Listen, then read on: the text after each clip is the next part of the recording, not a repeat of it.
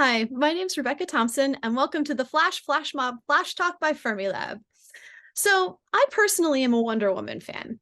However, another DC character, the Flash, is a little bit more related to what we do here at Fermilab. So, those of you that know the Flash know that his superpower is moving very, very, very fast. He can move faster than the speed of sound, not faster than the speed of light, because we all know that can't really happen, but faster than the speed of sound. Now, depending on which iteration you look at, the Flash got his superpowers in a different way. In 2013, Netflix premiered a TV show of The Flash.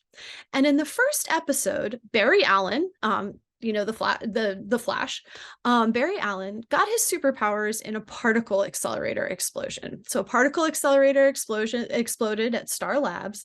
He was struck by lightning, went into a coma for 9 months, and when he woke up, he had super speed powers.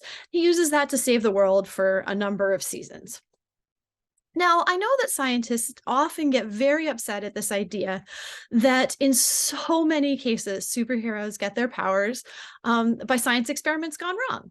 Now, that's, definitely a valid criticism.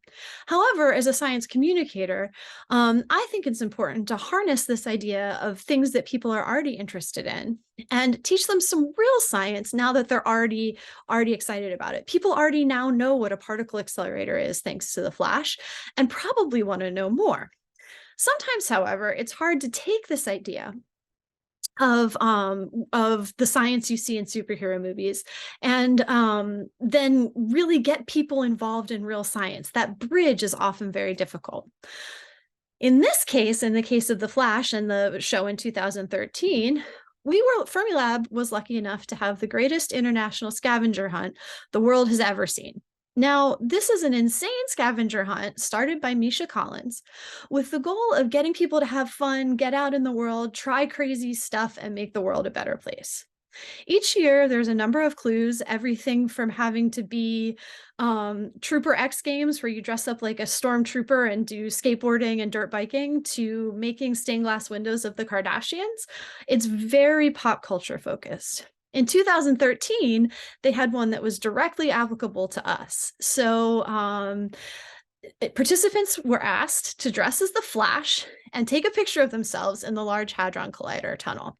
If this is too difficult, which it was for most people in the US, you can get full credit for dressing as the Flash in any actual operational particle accelerator. And it turns out Fermilab has one. So did Jefferson Lab. And so a number of national labs started getting calls for the 1 week that GISH was happening saying, hey, do you have an operational particle accelerator? Can I dress as the Flash and get a picture next to it? Jefferson Lab also did this. But Fermilab, as well as Jefferson Lab, I certainly don't want to leave them out. They did exactly the same idea, but I'm from Fermilab. What Fermilab did is say, hey, yes, we can absolutely do that, but you're going to need to come on our tour. So our public tours last 90 minutes.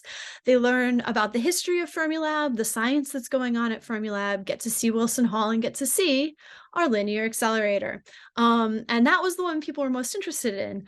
But we took this opportunity to say, hey, we're not going to just let you take a picture near the particle accelerator. We want to take this opportunity, this interest you already have, and teach you about real science that's going on with these particle accelerators.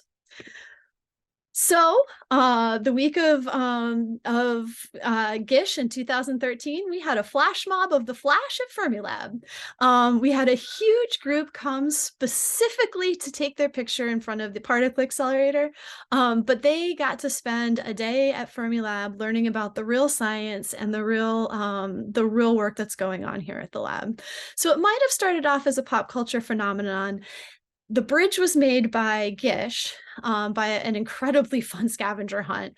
And then we took that opportunity to really harness the interest and make a day of it and teach people real science. So the next time you see a superhero getting their powers in some weird way with a science experiment gone wrong, don't see it so much as a knock on science, but see it as an opportunity to teach those interested a little bit more about science. Thank you all so much.